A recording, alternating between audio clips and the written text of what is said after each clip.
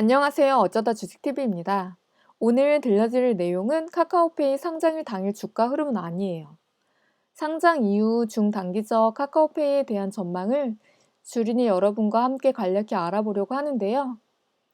카카오페이 청약을 기점으로 새로 주식에 입문한 분들도 많고, 최근 카카오페이 공모가 고평가 논란뿐 아니라 카카오페이에 대한 상반된 주가가 제시돼 왜 때문에 그런지 알아보려고 합니다. 저는 메리츠 증권사와 반대 의견을 낸 KTB 증권사의 리포트를 중심으로 진행하겠습니다.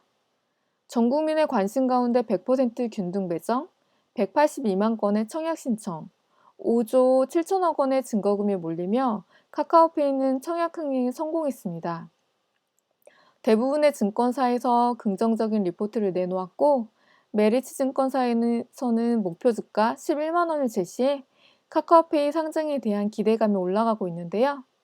이런 가운데 KTB 증권사에서 목표 주가를 하향시켰어요. 바로 5만 7천 원을 제시했습니다.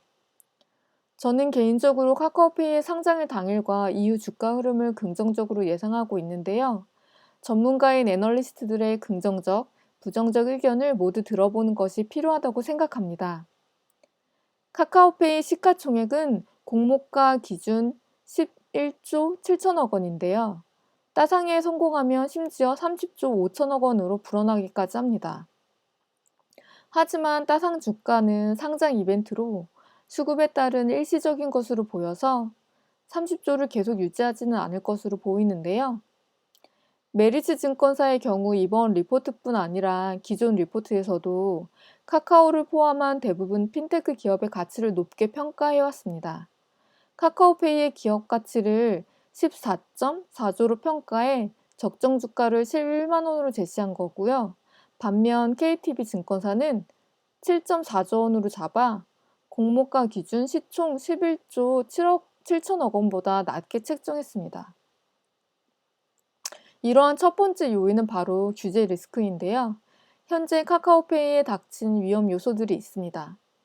아시다시피 핀테크 기업의 과점화, 거대화에 대해 금융당국이 규제를 하기 시작했는데요. 최근 카카오 커머스의 골목상권 철수, 카카오뱅크의 카드 개설 중단 등의 뉴스를 보셨을 겁니다. 공정위가 플랫폼 제대에 칼을 빼어든 것이 아니냐는 우려가 나오는 가운데 네카오의 주가가 하락했는데요. KTB에서는 미국의 반독점 규제 패키지 법안 발의, 대형 플랫폼 기업 구글과 페이스북에 대한 반독점 혐의 소송 등이 계속되는 것을 보고 국내에서도 공정위가 플랫폼 제재를 시작한 것을 들어서 지금 현 상황이 부정적이진 않지만 국정감사 이후 추가 법률안과 규제안이 확정되기 전까지는 온라인 플랫폼 기업에 대한 불확실성이 단기적으로 지속될 것으로 판단했기 때문입니다. 반면 메리츠에서는 카카오페이가 증권, 보험 라이센스를 직접 취득해 핀테크 플랫폼 중장기 규제 리스크에서 가장 자유로울 수 있다는 반대 의견을 제시했습니다.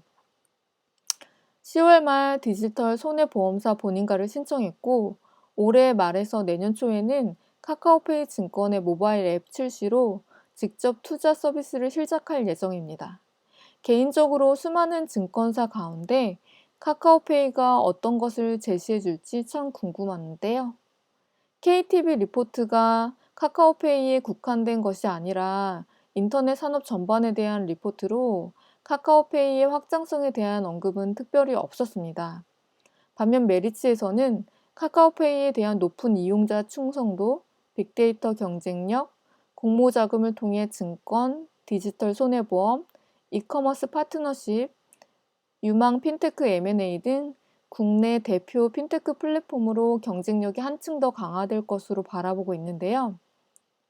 비바 리퍼블리카가 토스증권과 간편결제, 청구서, 인증 서비스를 비롯 최근 론칭한 2% 금리 토스뱅크까지 이용자 확보를 위한 공격적인 마케팅을 하고 있는 것을 보면 카카오페이도 확장하지 않으면 살아남기 어려울 것으로 전망됩니다.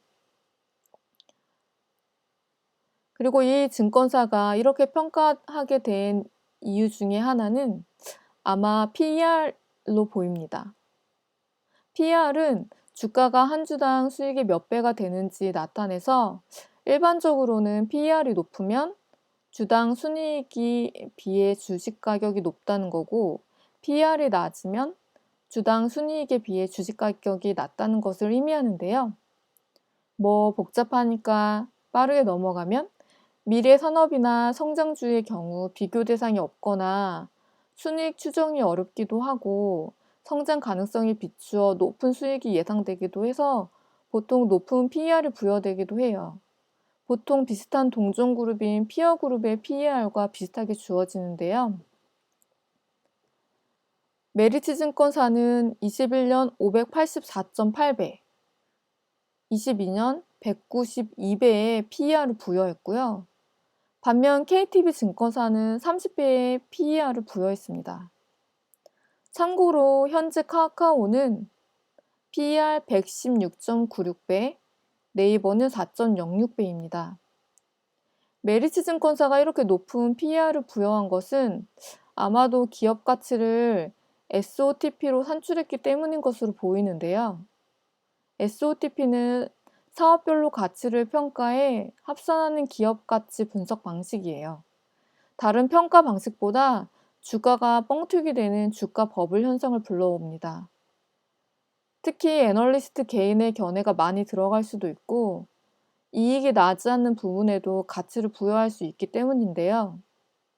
아무튼 카카오뱅크보다 유연하게 사업을 확장할 수 있는 카카오페이, 21년 간편결제 송금 사업자의 거래총액은 403.6조 원으로 연간 카드 결제액 대비 43%를 차지합니다.